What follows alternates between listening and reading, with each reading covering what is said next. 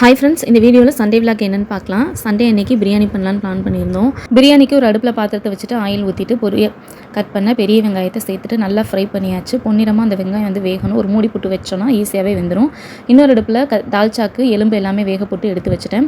அதுக்கப்புறமா பருப்பையும் தனியாக வேக வச்சுட்டு வேக வச்ச பருப்பு எலும்பு எல்லாத்தையும் மிக்ஸ் பண்ணிவிட்டு இது கூட காய்கறி, பட்டை, கிராம் மசாலா, கொஞ்சமாக இஞ்சி பூண்டு பேஸ்ட்டு, வெங்காயம், தக்காளி எல்லாத்தையுமே சேர்த்து அப்படியே ஒரு விசில் வச்சு இறக்கியாச்சு.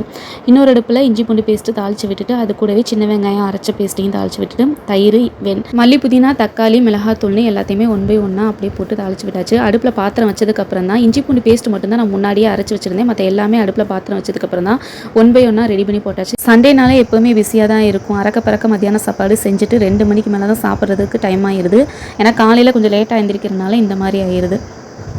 இது எல்லாத்தையுமே தாளிக்க ஸ்டார்ட் பண்ணும்போதே அரிசி ஊற வச்சுட்டேன். தாளித்து முடிச்சுட்டு தண்ணி ஊற்றிட்டு அதுக்கப்புறமா அது ஒரு கொதி லைட்டாக வரவுமே அரிசியும் களைஞ்சி அதில் சேர்த்தாச்சு.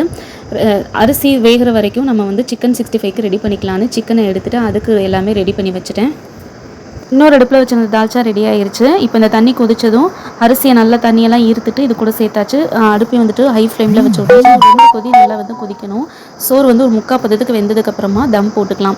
இப்போ இது கூட நெய்யை ஃபுல்லாக ஆட் பண்ணிவிட்டு தம் போட்டுக்கிட்டேன். நெய் வந்து முன்னாடி கொஞ்சமாக தான் சேர்த்துருந்தேன். இப்போ தான் ஃபுல்லாகவே சேர்க்குறேன். இது வந்து 3/4 அளவு தான் வெந்திருக்கு. இன்னுமே வந்து ஒரு 1/4 மணி நேரத்துக்குன்னு வேகணும். அதனால் இதை தம் போட்டு விட்டுட்டு இதுக்கு மேலே வந்து நம்ம ரெடி பண்ணி வச்சுருந்த தால்ச்சாவை வந்து அப்படியே தூக்கி வச்சாச்சு வெயிட்டுக்காக.